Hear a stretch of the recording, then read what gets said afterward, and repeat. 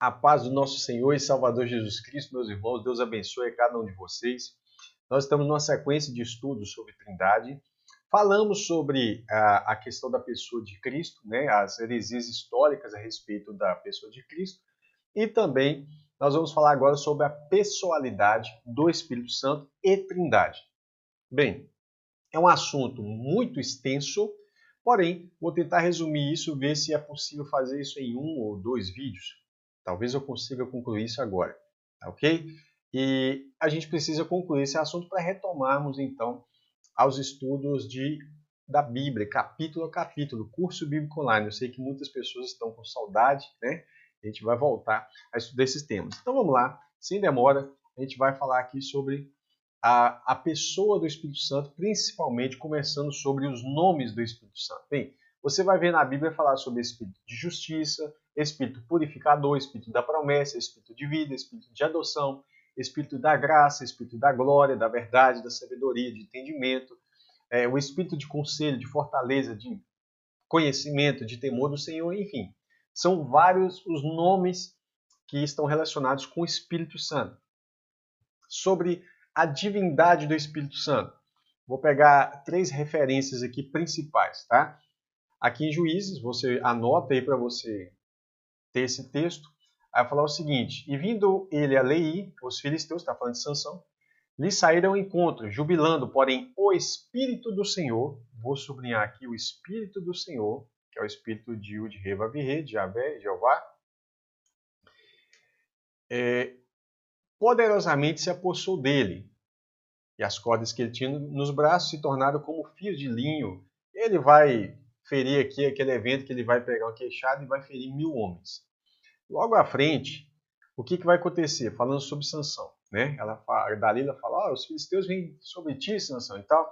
E despertou ele do seu sono e disse, sairei ainda essa vez como antes, né? Dantes ou da outra vez, e me sacudirei, porque ele não sabia que já o Senhor, olha aí, o Senhor se tinha retirado dele.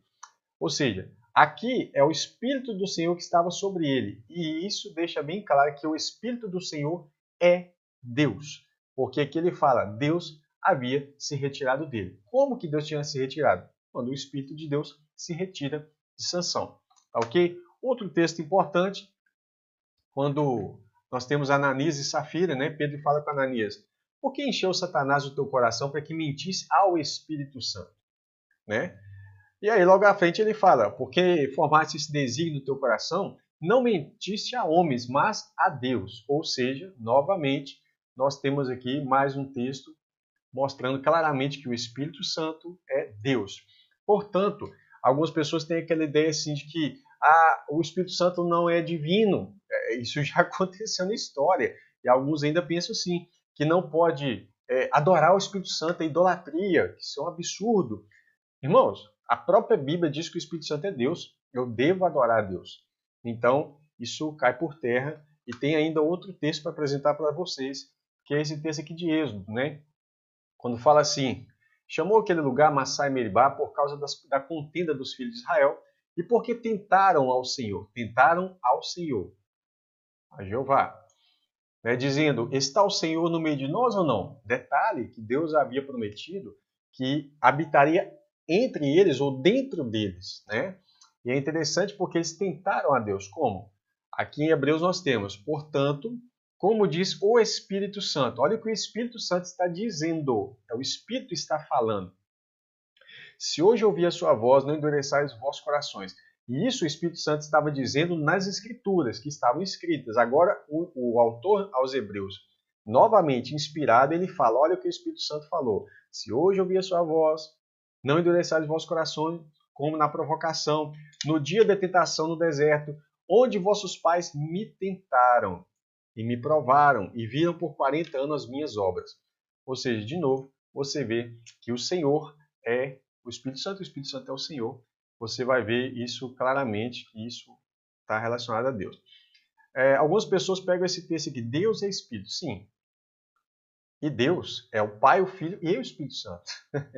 Tá? Mas aqui fala assim, Deus é Espírito. Importa que os seus adoradores o adorem em Espírito e verdade. Porque, na verdade, você só tem uma maneira de adorar a Deus. Né? em espírito. Não tem outra forma de você adorar a Deus, porque Deus quer que seja adorado em espírito, e é verdade. Então, assim, quando fala sobre isso, ele está falando assim, olha o contexto. Não vai ser aqui no templo em Jerusalém, ou lá no templo, não vai ser aqui no templo, no Monte Gerizim, que eles estavam conversando ali com a mulher samaritana, nem no templo em Jerusalém. Deus não quer que você fique adorando assim com essas coisas, com esses objetos. Deus quer ser adorado em espírito. Esse é o contexto de falar que Deus é espírito. Ora, a Bíblia fala que Deus é amor, que Deus é verdade, que Deus é luz, que Deus é fogo, consumidor. Ora, isso não quer dizer simplesmente que Deus é fogo, mas quer dizer que Deus é fogo, Deus é amor. Deus não é simplesmente um sentimento, Deus é amor, mas ele não é apenas um sentimento. Deus é luz, então Deus é apenas luz.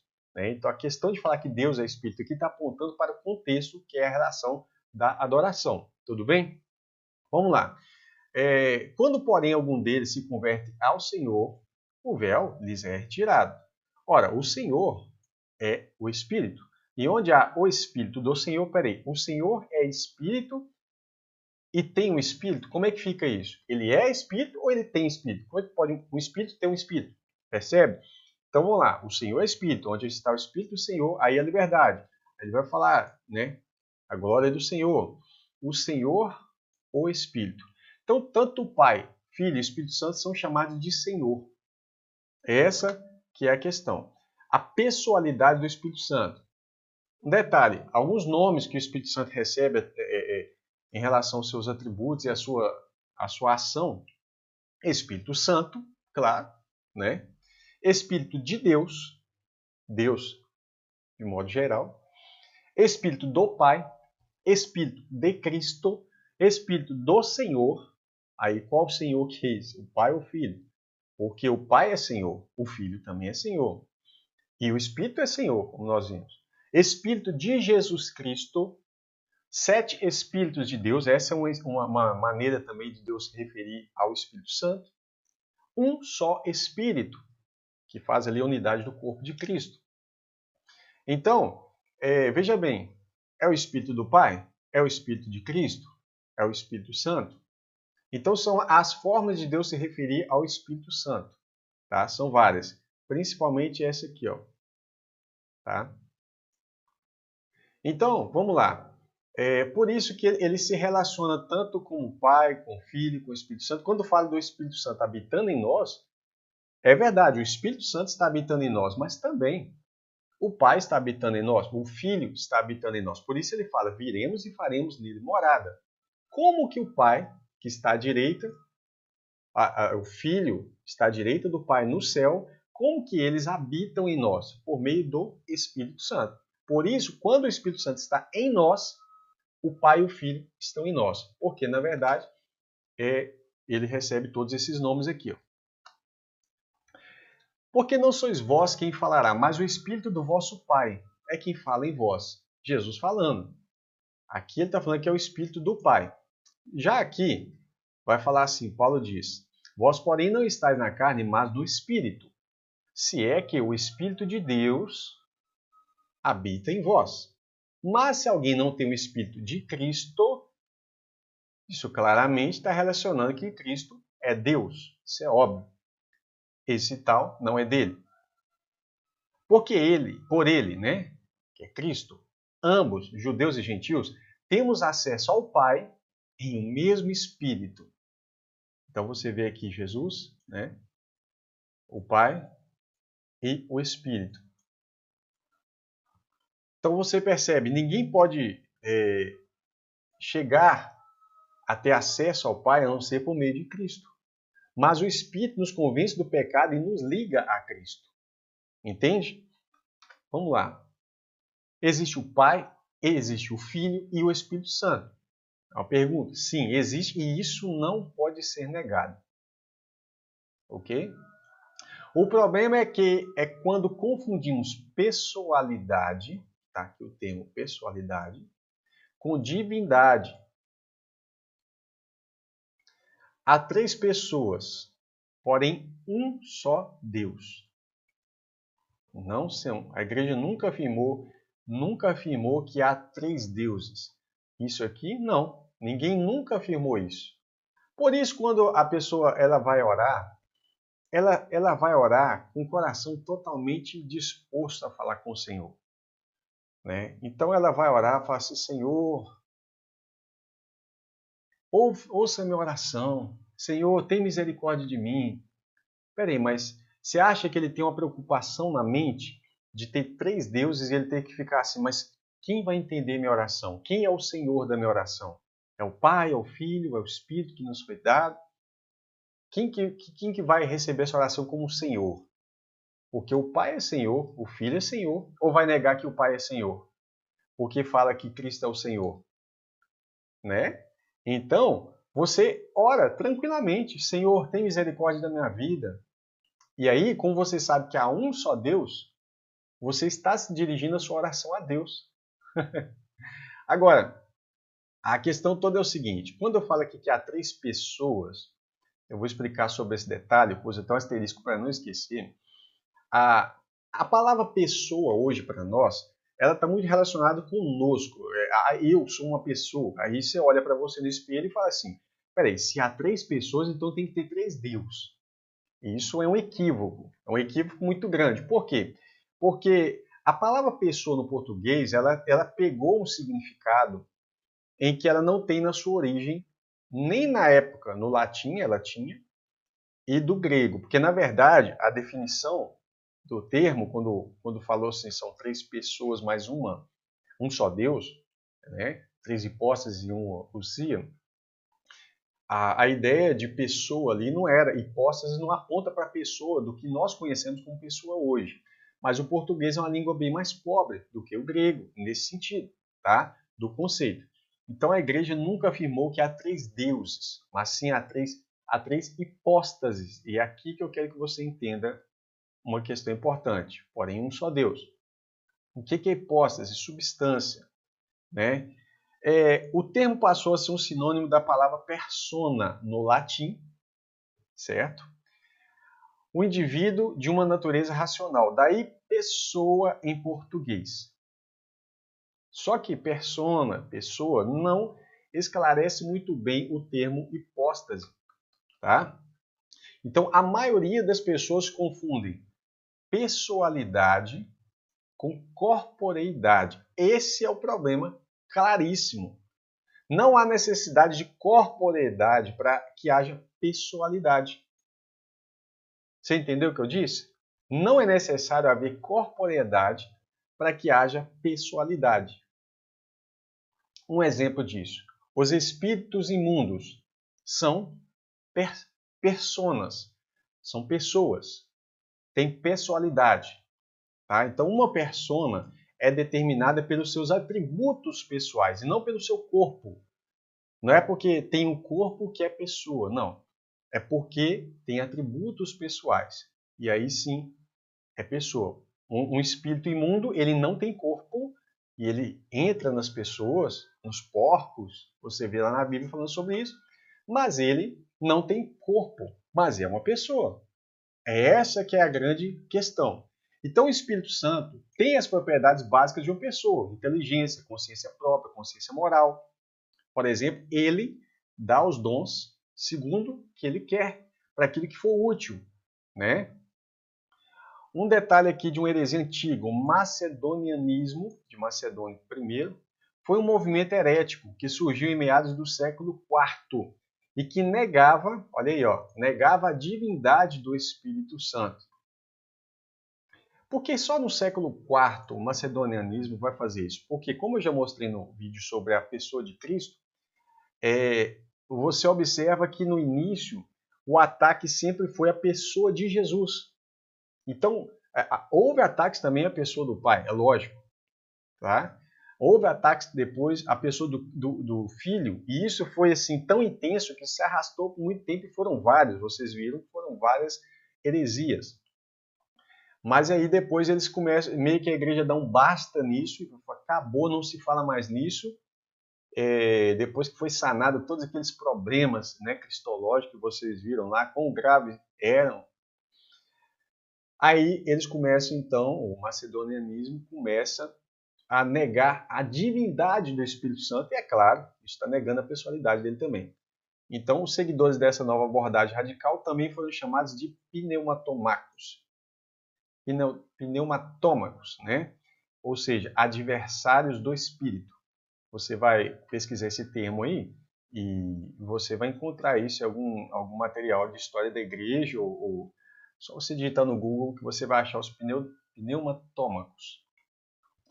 E aí você vê quão problemático é isso, né? Porque a igreja para, então, de enxergar a figura do Espírito Santo como, quando você tira dele a pessoalidade, você tira dele o status de pessoalidade, você simplesmente faz com que o Espírito Santo meio que apague da memória da igreja, tá? Então vamos lá, a definição é essa: 3 hipóstases em uma ousia, ou essência. Hipóstase, né? Tá aqui. Eu já tinha falado sobre isso. Então, quando a gente fala que há um só Deus, nós estamos falando disso aqui, ó, tá? Mas Deus se apresenta, se manifesta, ele se revela, né, como Pai, como Filho e como o Espírito Santo. Só um relato, um rabino ortodoxo Tzvi Nassi, que reconheceu Yeshua, Jesus, como Mashiach, né, declarou que Yahvé, Yud-He-Vav-He, é um. Mas, olha que interessante, mas esse ex-rabino ortodoxo, convertido a Cristo, né, possui 3 kinumê, ou kinumá. Kinumá é o quê? Kinumê é plural, tá? Então ele está falando 3 kinumês, ou seria kinumá é singular. Então a definição dele é interessante, porque ele fala palavra em aramaico com múltiplos sentidos. Aqui no mar, né? Significa manifestação, essência, olha aí que interessante, natureza, aspecto, qualidade, substância. Essa é a definição de Kinumá. Se você parar para observar, percebe-se que o conceito grego de hipóstase, lá do princípio, equivale ao conceito semita de Kinumê. Certo? Embora as pessoas vão falar, não, mas é um pouco diferente e tal, mas você vai observar que aqui está falando da substância, tá? E aqui também está falando a mesma coisa, só que você está falando uma coisa em grego e outra coisa em aramaico. O detalhe é que a palavra passa a ser traduzida hipóstase para o latim como persona, e como eu falei, do latim é traduzida para o português como pessoa, e aí nós temos um problema entre o significado e o significante. Porque hoje, quando fala de pessoa para você, vai soar na sua mente o quê? Qual é a imagem que vem na sua mente? Vem um corpo. E aí é o problema de confundir corporeidade com pessoalidade. Não pode confundir, senão você não vai entender isso nunca, né? Já é complexo, imagina. Então, eu vou falar um pouco sobre a hipóstase do Espírito Santo. Jesus fala assim, porque não sois vós quem falará, mas o Espírito do vosso Pai. Né? Ele fala aqui também, mas quando vier o Consolador, que eu, da parte do Pai, vos hei de enviar, olha, ele fala interessante, Jesus Jesus fala que o Pai vai enviar em meu nome, em outros momentos ele fala que eu vou enviar. Tá vendo? Eu, da parte do Pai, vos hei de enviar. Por isso, as figuras que você percebe do Pai, do Filho, do Espírito Santo, elas se fundem. Em vários momentos você vai ver algo que está falando que Deus está fazendo alguma coisa e você vai pesquisar para saber quem está fazendo, se é o Pai, se é o Filho, se é o Espírito Santo. A mesma coisa que o Pai faz, o Filho faz, o Espírito faz, em várias ocasiões. É lógico que existem funções determinadas, em que cada um está fazendo um determinado papel, principalmente em determinados períodos da história. Ora o Pai está fazendo, ora o Filho está fazendo, ora o Espírito está fazendo. Você tem a figura do Pai, por exemplo, como aquele Deus em que todas as coisas estão criadas nele. Ele é tão grande, ele é tão magnífico, ele é tão, parece um Deus tão distante pela sua grandeza, embora ele não é distante, mas ele está próximo e está em nós, que você vê a figura do Pai como aquele Deus que todas as coisas, ele é tão maior do que a sua criação que tudo está nele. Tudo está dentro dele, não ele dentro da criação, mas a criação dentro dele. E é o que a Bíblia fala. Só que essa é a imagem que nós temos do Pai, mas essa é a própria imagem de Deus, em sua totalidade, Pai, Filho e Espírito Santo. Mas aí Deus se revela como filho. Aí já é aquela imagem que o homem tinha de um Deus distante, um Deus grandão e que parece que nós somos irrelevantes para ele. Agora ele vem como homem, morre numa cruz, caminha conosco nessa terra, né? Abraça os seus discípulos, enfim, é um Deus que está ali como um de nós. Agora, mais do que isso, a revelação de Deus ainda faz algo interessante. Aquele Deus grande, criador, um exemplo da figura do Pai, aquele Deus que parece que é intangível, ele vem e se deixa ser tocado. Esse é Cristo. Aí Jesus vai falar assim, não, mas espera aí, o Consolador que eu, da parte do Pai, vos enviarei. Aí agora, esse Deus não está apenas andando conosco, agora ele está em nós, pelo Espírito Santo que nos foi dado. E é assim que nós nos unimos a Deus. Olha que interessante, ele fala, aquele Espírito de verdade que procede do Pai. Você vai entender isso aqui, é muito legal. Procede do Pai. Ele testificará de mim. Olha para você ver alguns pronomes interessantes. Aquele, o Consolador. Quando vier aquele Consolador que eu vou enviar, se você está enviando alguém, né? Não simplesmente aqui ele está falando de enviar uma coisa, porque ele usa pronomes pessoais para falar sobre esse alguém que ele está enviando. Ele procede do Pai, mas ele não é o Filho e não é o Pai. Nós vamos ver por quê. Ele testificará, ele vai dar testemunho de mim. Não é uma coisa, não é uma força, não é um vento simplesmente. Mas ele é o Consolador, ele tem uma ação de consolo, né? Inclusive, ele não é apenas o Consolador, ele é outro Consolador. Porque a palavra paráclito ou paracleto, ela é aplicada para Cristo também, mas no sentido de advogado. Aqui, ele é aplicado ao Espírito, a mesma palavra, no sentido de consolo, que vai estar em nós. Veja bem, ele procede do Pai. Agora é interessante essa questão da procedência, porque eu coloquei aqui um asterisco por causa disso aqui. Ó. Imagine isso aqui, é a ousia de Deus, a essência de Deus. Só tem uma essência, tá ok? E aí, você precisa pegar dessa essência e enviar para alguém, né? O que vai acontecer? Isso aqui, ó. Porque a palavra procede significa ir embora, sair, ir embora, sair, partir, escapar. Então o Espírito Santo, a partir do momento que ele é enviado para nós, tá? Ele é a mesma essência, a mesma ousia. É isso que é a questão da ousia.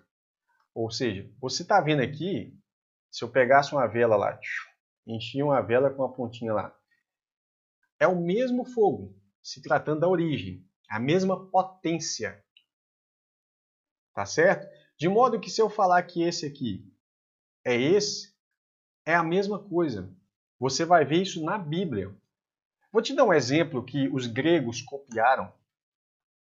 Por exemplo, a tal da tocha olímpica. Né? Eles falam que aquela tocha não pode apagar porque ela foi acendida no fogo lá de, se eu não me engano, de Atenas, né? Se eu não me engano. E você vai ver que a Bíblia tem uma relação com essas coisas. Mas vamos deixar isso aqui só para você entender. O Espírito Santo, a partir do momento que ele é enviado, aí Jesus chama ele de outro. Percebe? Esse outro que foi enviado, ele vai agir de maneira pessoal, não corpórea. Aí que é a confusão, mas pessoal. Então vamos ver aqui. E essa questão aqui está relacionada com a hipóstase, né? Que nós estamos falando sobre essa questão da hipóstase. A partir do momento que ele procede, ele é uma hipóstase, né? Hipóstase de Deus. Vamos lá. Olha que texto interessante. O fogo que está sobre o altar arderá nele e não se apagará. Mas o sacerdote acenderá a lenha nele cada manhã e sobre ele porá em ordem a lenha, o holocausto, e sobre ele queimará a gordura das ofertas pacíficas. O fogo arderá continuamente sobre o altar e não se apagará. Aí vai falar o seguinte, essa foi a ordem dada por Deus. Porque o fogo saiu de diante do Senhor. Aí, eu não estou falando em relação ao Espírito Santo, estou só ilustrando para você entender a questão do fogo, de ser o mesmo fogo, mesmo quando você pega uma tocha daquele fogo e leva para outro lugar. Então, o fogo saiu diante do Senhor. A ideia é que Deus acendeu o primeiro fogo e que eles deveriam manter aquele fogo ali. E consumir o holocausto, a gordura sobre o altar, e aí tá. Aí, Levítico 16, 12 fala assim: tomará também um incensário cheio de brasas de fogo do altar. Não era para pegar outro fogo. Tinha que ser aquele fogo. Por quê? Por causa disso, porque aquele fogo que está sobre o altar tem a mesma essência. Não era para acender com outro fogo. Tinha que pegar o incensário, né, com o fogo do altar. É uma exigência de Deus. Lembra que Deus acende o fogo do altar. Aí, o que vai acontecer? Você vê em Apocalipse, o anjo tomou o incensário, como está escrito aqui, encheu com o fogo do altar. O anjo não pega o incensário e acende com outro fogo. Tem que acender com o fogo do altar. Percebe? Porque não é um outro fogo, mas a partir do momento que ele acende e leva, você vê uma outra tocha. Sim, você vê uma outra chama, mas é o mesmo fogo. Agora, veja bem. Porque o fogo saiu de diante do Senhor e consumiu o holocausto e a gordura sobre o altar. E os filhos de Arão, olha aqui, isso aqui está no finalzinho do capítulo 9 de Levítico. Deus acendeu o fogo saiu de diante do Senhor. Só que os filhos de Arão, Nadab e Abiú, tomaram cada um seu incensário e puseram fogo nele. Olha! E colocaram incenso sobre ele, ofereceram fogo estranho perante o Senhor, o que não lhes ordenara. Deus não falou para pegar um outro fogo, era para pegar do fogo do altar. Porém, Nadab e Abiú morreram quando trouxeram fogo estranho. Entendeu a questão da essência da usia? Tinha que pegar daquele fogo. Mas a partir do momento que você tira aquele fogo, é o mesmo fogo, porém uma outra chama, uma outra tocha. A essa tocha é que nós estamos chamando de usia. Ok? Jesus fala, porque não sois vós que falará, mas o Espírito de vosso Pai, o Consolador, procede do Pai. Olha que interessante, de sorte que Cristo, está implícito na mensagem, Cristo, exaltado pela destra de Deus, olha aí, ó, e tendo recebido do Pai a promessa do Espírito Santo, vos derramou isto, que agora vós vedes e ouvis. Algumas pessoas falam, mas isto é uma coisa. Olha, o texto grego é esse aqui, ó, touto. Touto, ele pode ser traduzido como isto, aquilo, aquele, aquela, essa, esse. Vamos lá? Todo o conceito do grego lhe permite ler da seguinte forma: a promessa do Espírito Santo derramou esse ou este, que vós agora vedes e ouvis. Só adiantando para alguém não tentar descaracterizar. Tá? Também é neutro, como também o touto é neutro. Da mesma forma que a palavra criança, tecton, pode ser neutra. Embora uma criança é uma pessoa, é óbvio que uma criança é pessoa. Né? Mas vamos lá. E porque sois filhos de Deus, sois filhos, né? Deus enviou aos vossos corações o Espírito do seu Filho. Veja bem, aqui fala que é o Espírito do Pai. Aqui fala que é o Espírito do Filho. Não há confusão de pessoas dentro da Trindade. Tá ok? Que clama Abba Pai. É o Espírito do Pai, é o Espírito do Filho, é o Espírito Santo. Quando o Espírito Santo está em nós, o Pai está em nós, o Filho está em nós, mas o Pai está no céu e o Filho está no céu. E o Espírito está aqui, em nós. Olha que coisa chique. Deus fala, eu rogarei ao Pai, Ele, o Pai, Ele vos dará outro Consolador. Ele não fala, Ele vos dará a si mesmo, nem fala, Ele me enviará de volta, não. Ele vos dará outro Consolador, para que fique convosco para sempre. E é aqui que nós conseguimos ter a unidade com o Pai e com o Filho.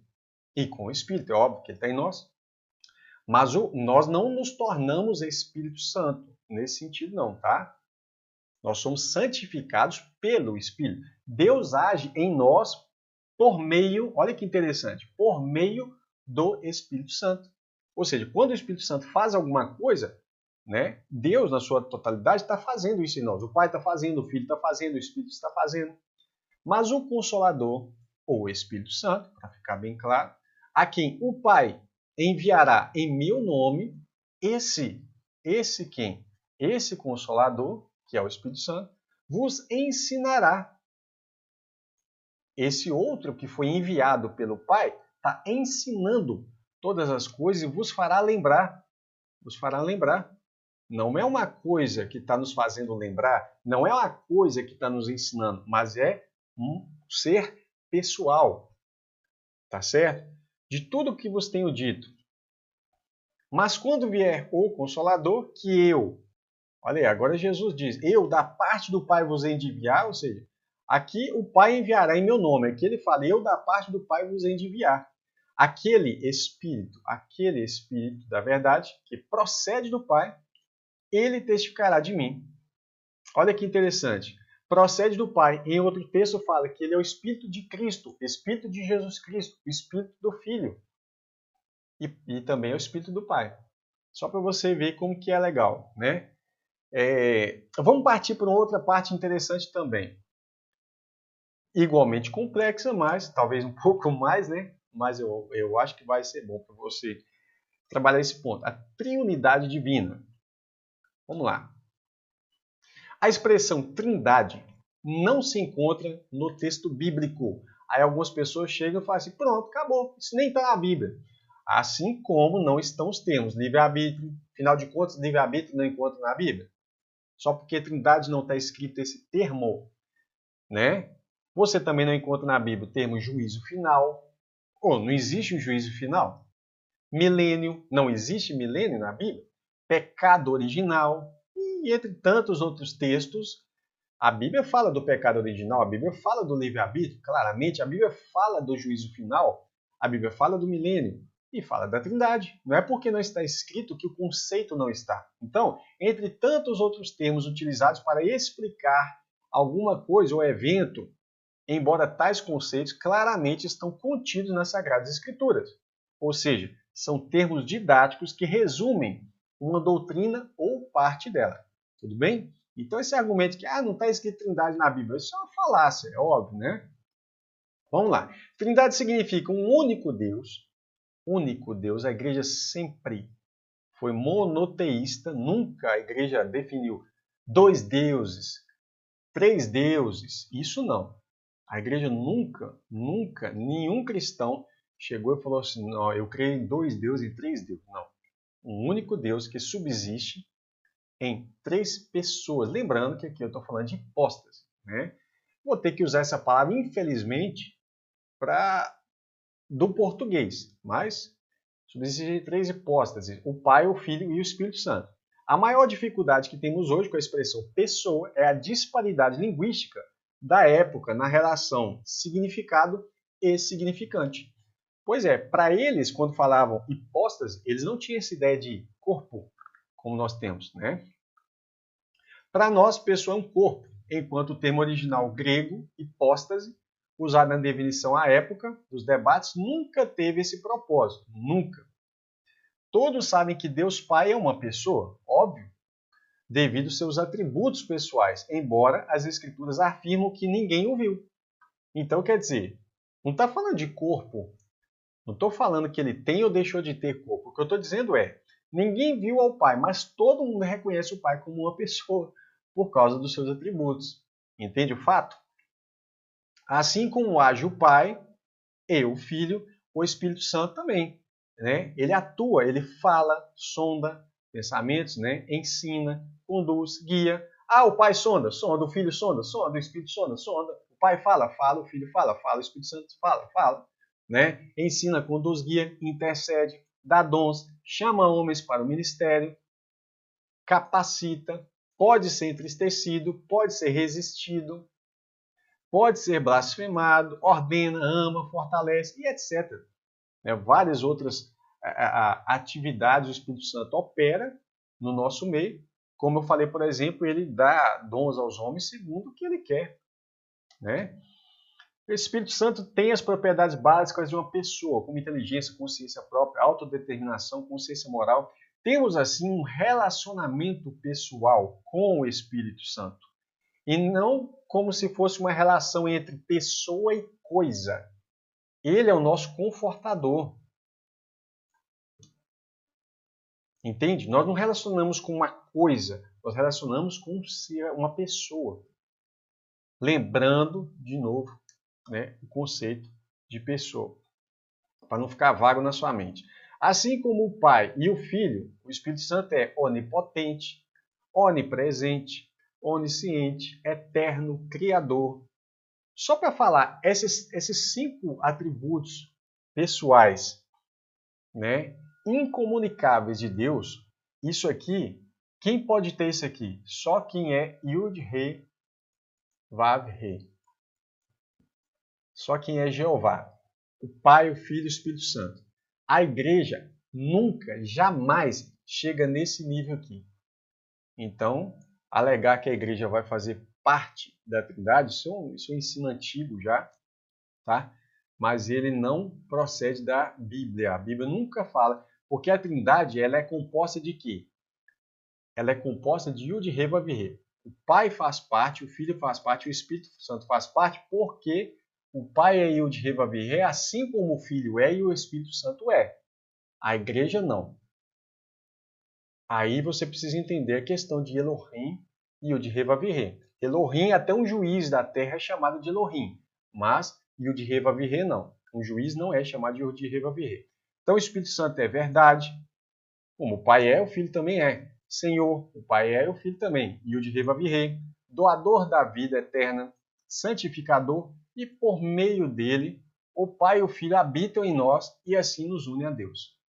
Certo? Ou seja, é assim que nós temos essa comunhão com Deus em um só Espírito. Porque não temos capacidade de explicar aquele que é? É claro, não tem nem jeito. Como que eu vou explicar um Deus que é imanente, transcendente, né? Dizer que se trata de um mistério é o máximo que quaisquer um pode admitir.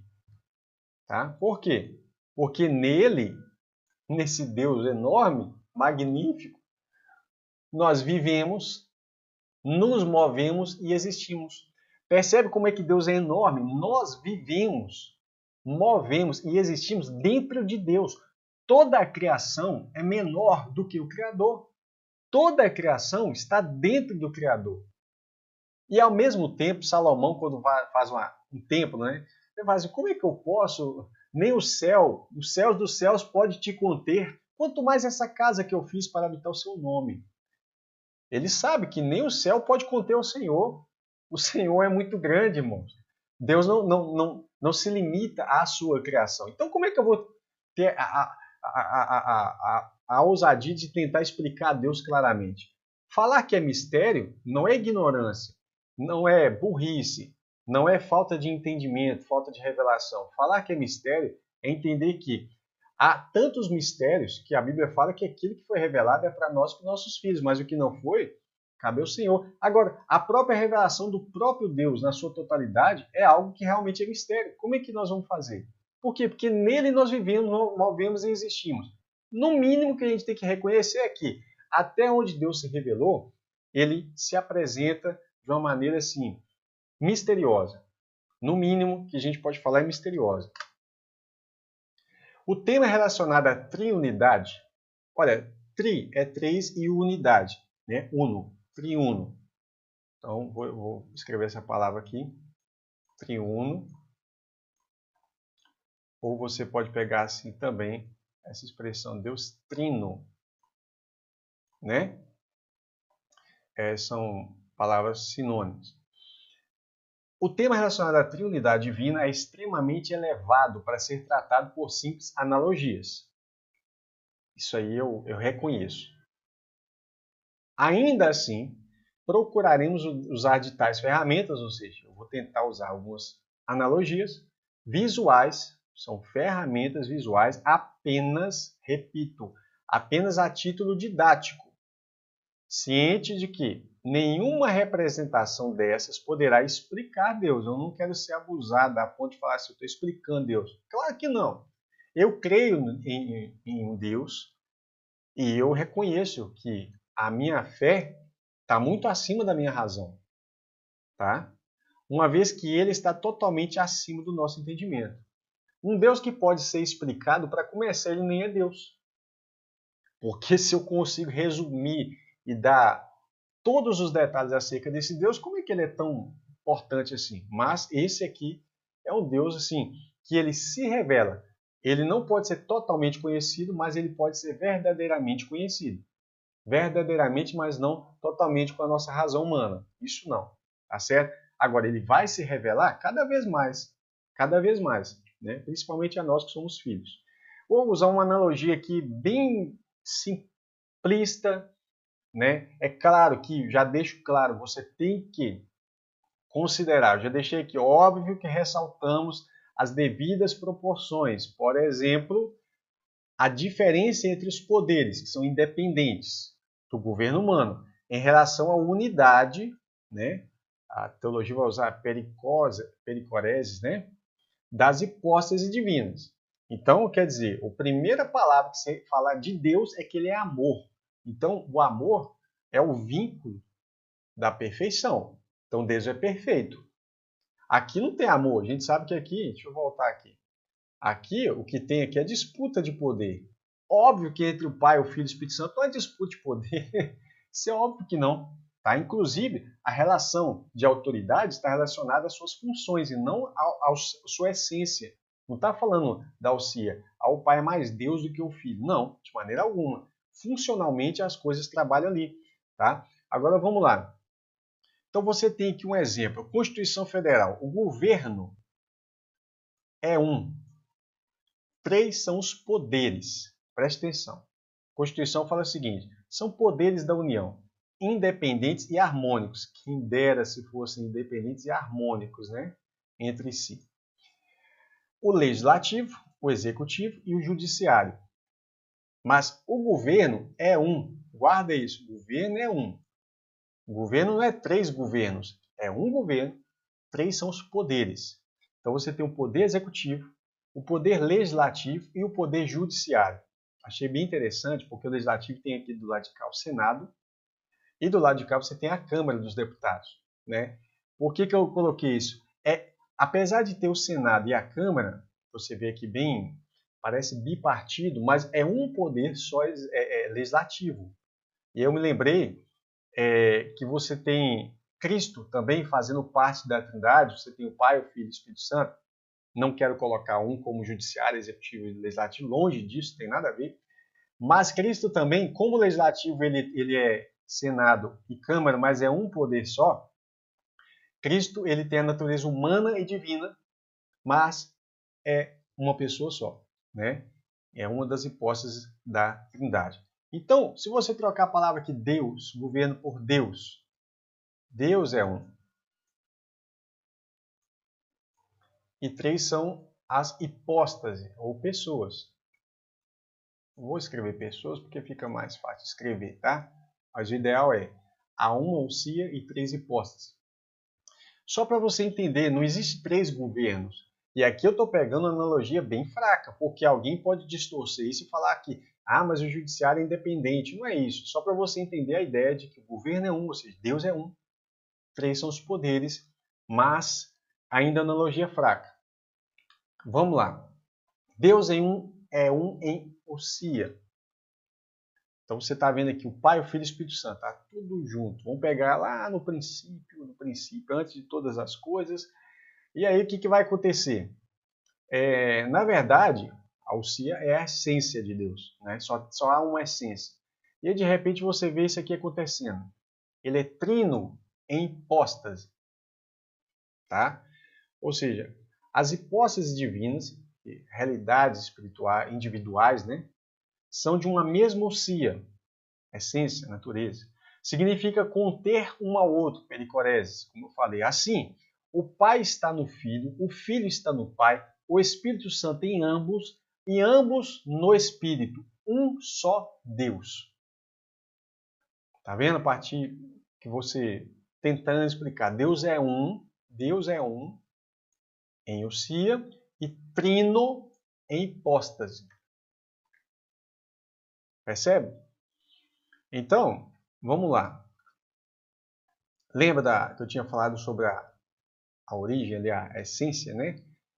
E nós estamos falando da ousia aqui. Eu lembrei da vela lá, né? Então, quer dizer, o Pai é Javé, Jeová, Yud-Heh-Vav-Heh, né? Não sei qual a pronúncia que você vai usar. O Pai é Javé, o Filho é Javé, o Pai é Jeová, o Filho é Jeová, o Espírito Santo é Jeová. Já mostramos isso desde o início. Então você tem a hipóstase do Pai, a hipóstase do Filho e a hipóstase do Espírito Santo. Mas Deus é um só. Um exemplo simples, né, que Deus usa uma figura mais mais difícil da gente entender, mas a Bíblia fala que o marido e a esposa, quando se casam, eles se tornam uma só carne. Você passa para agora, nesse momento, eu estou aqui gravando esse estudo. E a minha esposa está na minha casa. Então, como que pode eu estar no estúdio e ela está em casa e a gente ser uma só carne? Ou seja, a gente é uma só carne, mas nós somos duas pessoas distintas, mas uma só carne. Se para a criação Deus faz essa unidade, imagina do Pai, Filho e Espírito Santo ser um. Entende? Então vamos lá. Vou tentar resumir mais ou menos como que é complexo para nós. A nossa visão é assim. A gente só vê em 2D, né? Se você não sabe o que é 2D, depois você pesquisa aí, 2D. A gente só consegue ver a coisa assim, ó. Vê um quadrado. Você vê um quadrado verde. Então você vai falar, esse é um quadrado. Mas alguém fala, não, isso aí não é um quadrado, isso é um cubo. Mas você fala, mas eu estou vendo um quadrado. É a sua capacidade de ver que é limitada. Tá vendo? Era um cubo, mas você só estava vendo um lado, uma face do cubo, uma parte do todo. Então a maneira que Deus se apresenta para nós, de acordo com a nossa capacidade de compreensão, ela é assim. Por exemplo, lá no Antigo Testamento, a pessoa do filho, dificílimo, se você tivesse só o Antigo Testamento nas mãos, dificilmente você chegaria à conclusão da pessoalidade do filho. Dificilmente.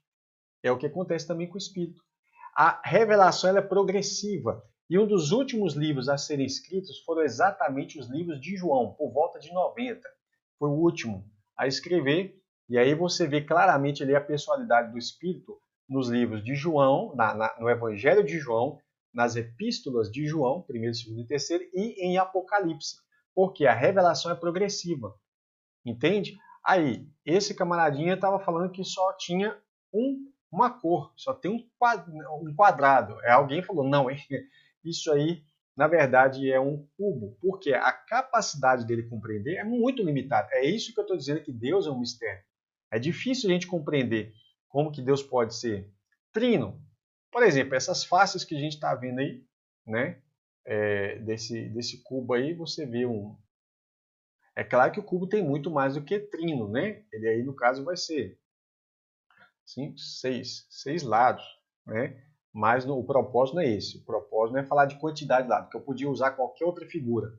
Estou usando isso para você entender a capacidade limitada que nós temos. Por exemplo, tá? O cubo é esse. Aí, você gira ele, ó. Cada vez que você vai girando, você vai descobrindo novas coisas. Tá vendo? E lembrando, eu não estou falando que Deus tem 6 faces. Estou pegando o cubo como um exemplo, uma analogia. Deveria pegar um objeto com 3 lados, talvez, não sei se eu conseguiria achar um objeto assim. Tá? Então você vai descobrindo. Mas aquele rapazinho, que é eu e você, não iríamos conseguir perceber isso. A nossa visão é 2D, a gente só consegue ver... Aí, ó, tá vendo? A gente só consegue ver isso aqui. Um de cada vez, uma face você está observando. E isso eu não estou querendo dizer que você não consegue perceber no mesmo momento o Pai, o Filho e o Espírito Santo. Não é isso. O que eu estou dizendo, a nossa visão em relação ao ser de Deus é muito complicada, é muito difícil, nós somos muito limitados. Então ele olha aqui, aí eles falam, quantos cubos tem? Eu falo assim, tem um, verde. Aí vem agora, esse certamente é um cubo diferente. Aí alguém fala, é o mesmo cubo. É um cubo diferente, pois eu vejo uma cor distinta. Tá vendo a limitação dele? Ó, ainda é o mesmo cubo, está mudando as cores. Não pode, né? Aí, ó, vai mudando, ó. Quer dizer, o cubo tem realmente todos esses lados, mas ele não tem capacidade de ver todos esses lados. Mas isso não quer dizer que não tenha. A dificuldade em explicar, em expressar, em até tentar compreender algo, não significa que isso é falso.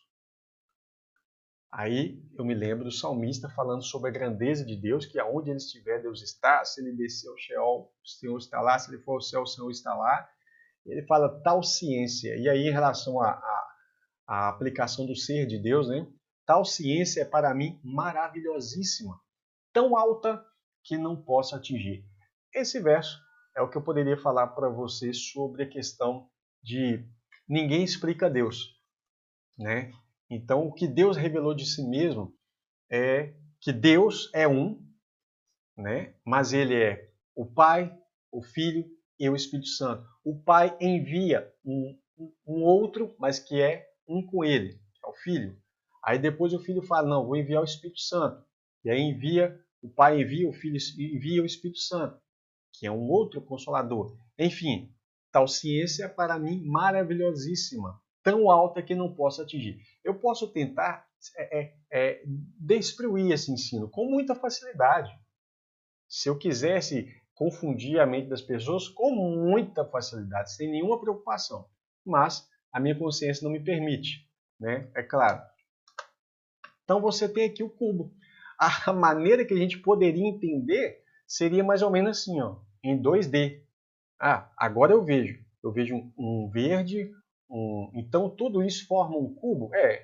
Essa que seria a ideia. Mas como é que ficaria o cubo? Se eu só vejo em 2D, é difícil alguém até desenhar para mim. Ele pode dividir as partes e tentar explicar. Ó, esses 6 aí que você está vendo é um só. É um só. Mas você fala, mas como que pode? Eu estou vendo um verde, né? Eu estou vendo E aí quem está olhando de aspectos diferentes, de lado diferente, ele vai ver mais ênfase em uma parte só. Né? Então ele vai ver, o que você está vendo? Estou vendo um quadrado verde. O outro fala, não, o quadrado é cinza. O outro fala, não, ele é azul. Eu falo, é amarelo. Não, é rosa. O outro grita, não, é vermelho. E cada um está achando que está com a verdade. Só que na prática, Deus é muito mais do que simplesmente um só. Né?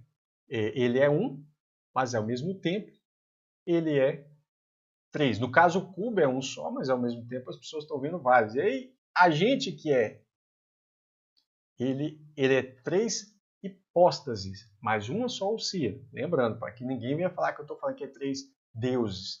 Nunca a igreja cristã, na sua história, admitiu a ideia de três deuses. Sempre é um Deus. Né? Essa é a base monoteísta que todos nós temos. Então, nós que temos essa mentezinha aqui 2D, fica mais fácil eu tentar explicar essas coisas em 2D. Tá? Vou tentar desmontar. A doutrina da Trindade é falsa, foi inventada em Concílio de Nicéia e que não sei aquela palhaçada toda que você já cansou de ouvir, né? Mas aí você ficaria satisfeito, né? O problema é que eu ia comprometer o seu relacionamento com o Espírito Santo, por exemplo, pessoal, né? Ia colocar em você um monte de neura na sua cabeça. Eu não posso falar com Jesus porque o Deus Todo-Poderoso é o Pai, como se Jesus não fosse Deus Todo-Poderoso. Que eu não posso me dirigir ao Espírito Santo. O Espírito Santo não é divino. Ora, é o Espírito de Deus. Como é que não pode? Então você pode ajoelhar e orar, Senhor. E aí, meu irmão, pode ter certeza que Deus vai te ouvir.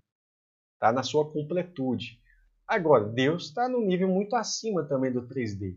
Eu estou pegando um exemplo entre 2D e 3D, a distância ainda é pouca. Só para você entender. É uma analogia.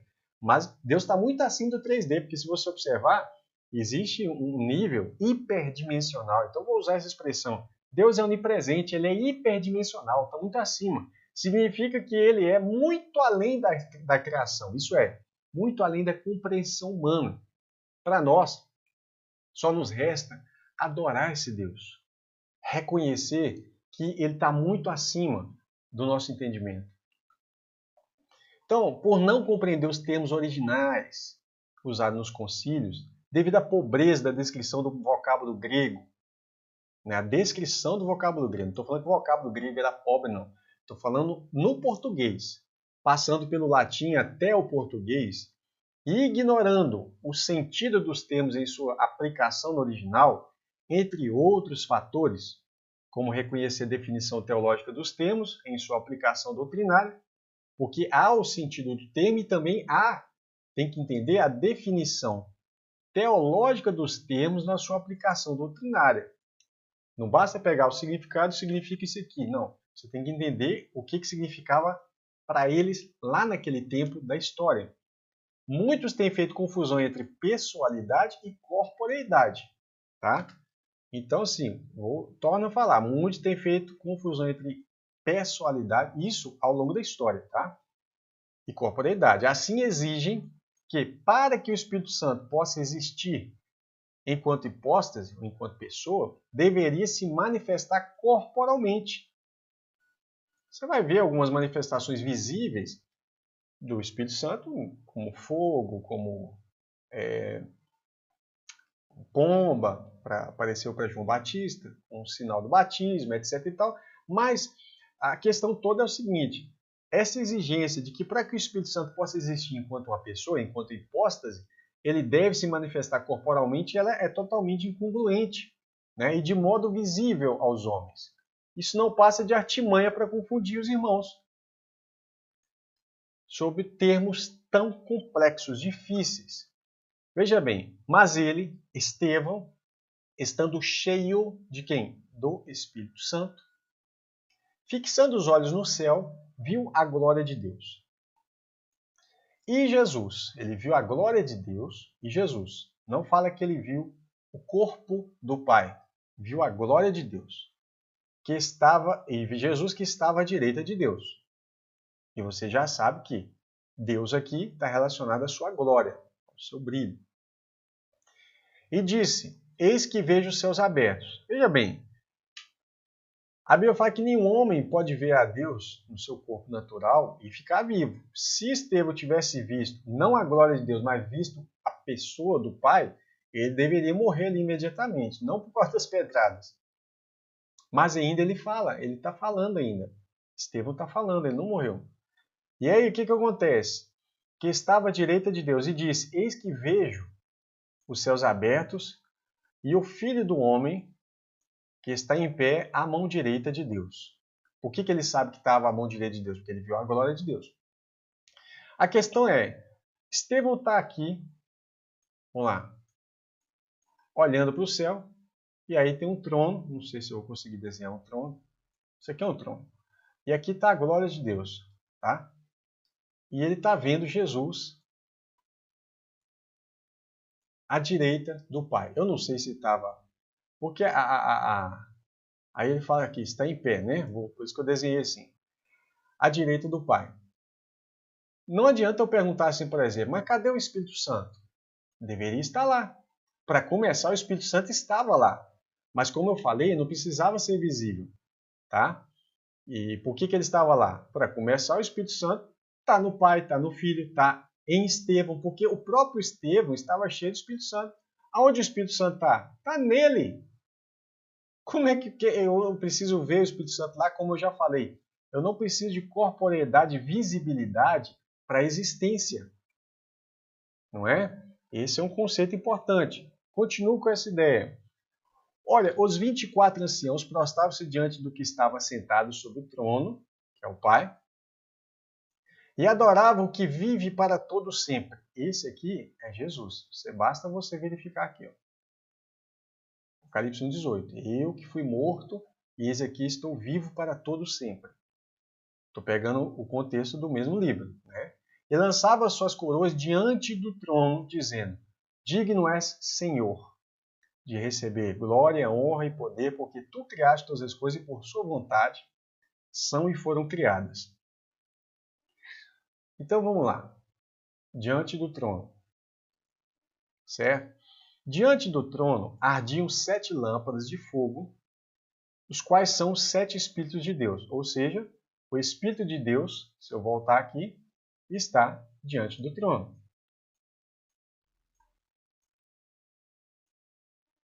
Pronto.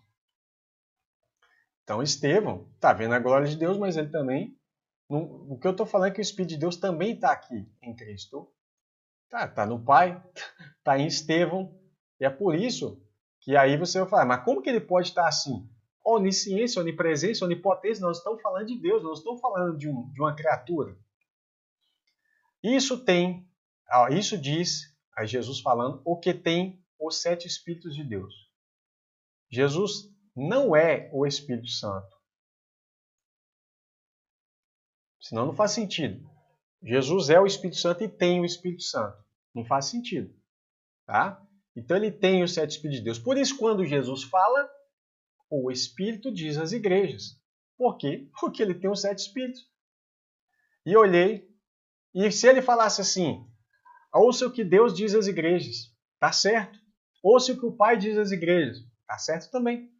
E olhei, e eis que estava no meio do trono, olha quem está no meio do trono, e dos 4 animais viventes, e entre os anciãos um cordeiro. Olha que coisa linda da divindade de Cristo. Jesus, na visão de Estevão, ele estava à direita do trono. Aqui, quando João está tendo a visão, ele está vendo o trono e ele está vendo o cordeiro aqui, sentado no meio do trono, com 7 espíritos. Ou seja, se fosse para aparecer, quando o Estevão visse Jesus no meio do trono, no caso João viu, ele está vendo o Espírito Santo no trono também. Percebe? Diante do trono, no trono. Ele fala. E ele está vendo no meio do trono um cordeiro, como que havendo sido morto, e tinha 7 pontas e 7 olhos, que são os 7 Espíritos de Deus. Ou seja, os 7 Espíritos de Deus estão não só diante do trono, mas eles estão agora no trono com o cordeiro. Mas já estavam no trono com o Pai. De toda forma, o Espírito Santo está no trono. E Jesus fala, eu rogarei ao Pai, e ele vos dará outro Consolador que fique convosco para sempre. Irmãos, o Espírito Santo está ali no trono de qualquer forma. Então, volta a falar, não faça confusão de pessoalidade com corporeidade. Um espírito não precisa ser corpóreo. Vide os espíritos imundos, são pessoas, porém incorpóreos. Dito isso, vamos às evidências da existência e pessoalidade do Espírito Santo. Lembrando que eu estou falando aqui, mas lembra sempre que eu estou tratando de hipóstases, tá, irmão? O Espírito Santo fala aos homens, servindo eles ao Senhor e jejuando, disse o Espírito Santo. Olha o Espírito Santo aí, ó. Apartai-me, olha, separando obreiros para o ministério. Separa para mim a Barnabé e a Paulo para a obra que eu vos tenho, aqui o eu tem implícito, é lógico, os tenho chamado. Olha para você ver. O Espírito Santo chama para o ministério. Né? Eu já falei sobre os detalhes. Apartai-me eles para a obra que eu tenho chamado eles para fazer. Então separa aí Paulo e Barnabé. Né? O Espírito Santo disse isso. O Espírito Santo ensina, mas o Consolador, o Espírito Santo, a quem o Pai enviará em meu nome, esse Espírito Santo, esse Consolador, vos ensinará, ele ensina todas as coisas e vos fará lembrar. Ele convence, quando ele vier, convencerá o mundo do pecado, da justiça e do juízo. Interessante, né? E fala assim, que convencer é uma atitude totalmente pessoal, uma força, uma coisa não faria isso. Aí ele fala, porque não crê em mim, do pecado, porque não crê em mim, da justiça, porque eu vou para o Pai. Jesus vai para o Pai e vai enviar outro, o Consolador. Jesus está lá com o Pai. E não me vereis mais do juízo, porque o príncipe desse mundo já está julgado. Ele intercede, o Espírito, também o Espírito semelhantemente, nos assiste em nossa fraqueza, porque não sabemos orar como convém, mas o mesmo Espírito intercede por nós sobremaneira, com gemidos inexprimíveis. Isso aqui está falando claramente que é o Espírito Santo que está fazendo intercessão por nós. Ou seja, qual é o sentido da oração? Você não consegue falar? Você já viu quando você vai orar e você está chorando? Você não consegue nem expressar direito. O Espírito Santo sabe o que você quer falar. Né? Com gemidos inexprimíveis. Inexprimíveis não é inexpremíveis, não é espremer. É não ter capacidade de expressar. Né? Nós não conseguimos falar, não conseguimos expressar com nossas palavras. E aquele que sonda corações sabe qual é a mente ou a intenção do Espírito. Olha, porque segundo a vontade de Deus, é Ele que intercede pelos santos. Você fala, mas é Jesus que intercede ou é o Espírito? Irmãos, dentro da Trindade você não tem essa competição, né? A gente tem essa ideia. Ele guia os crentes. Então disse o Espírito, olha que interessante, a Filipe, aproxima-te, ele está dando ordem, vai lá, aproxima-te desse carro e acompanha-o. O Espírito disse isso para Filipe. E o Espírito Santo de Deus testifica em nós aquilo que ele quer que a gente faça ou não. Quem tem comunhão com o Senhor sabe disso. Ele dá testemunho de Jesus. Quando vier o Consolador, que eu vos enviarei. Porque o Consolador já estava ali em Cristo? Já. Mas ele fala, eu vou enviar. Né?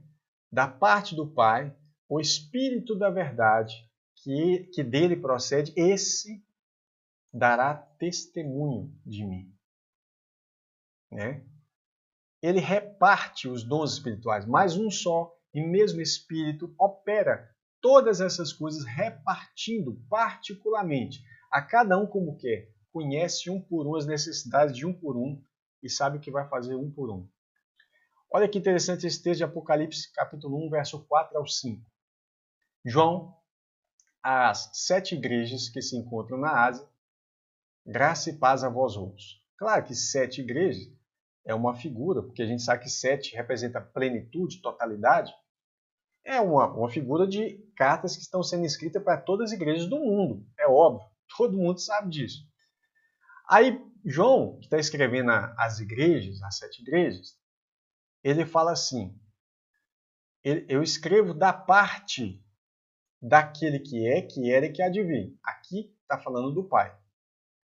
Também escrevo da parte dos 7 Espíritos que se acham diante do seu trono. Aqui está falando do Espírito Santo. E da parte de Jesus Cristo, a fiel testemunha, o Filho, fiel testemunho, o primogênito dos mortos, o soberano dos reis da terra, aquele que nos ama e pelo seu sangue nos libertou dos nossos pecados. Então, eu termino esse estudo aqui com essa definição de João, que ele está escrevendo. João às 7 igrejas, né, que se encontram na Ásia, graça e paz a vós outros da parte do Pai e da parte do Filho e da parte do Espírito Santo. Eu espero que você tenha gostado desse estudo. Se eu for fazer mais algum estudo sobre esse tema, eu devo fazer sobre a questão da teontologia, que é sobre a pessoa do Pai, né? De modo geral, sobre Deus, sobre os atributos divinos. Tá ok? Espero que você tenha gostado. Você que é talvez um professor, você que é professor de escola dominical, de um curso de seminário, ou você que acompanhou esse estudo até agora, Deus te abençoe, ore por nós, né? Eu estou até rouco, porque estou falando desde o início sem uma água nem nada. Então eu peço que você ore por nós, que o Senhor te abençoe, né? Que o amor do nosso Senhor e Salvador Jesus Cristo, que a graça do nosso Pai, né, Todo-Poderoso, e a consolação, a comunhão do Espírito Santo seja com cada um de vocês. Ore por nós, que Deus te abençoe e um forte abraço. Amém?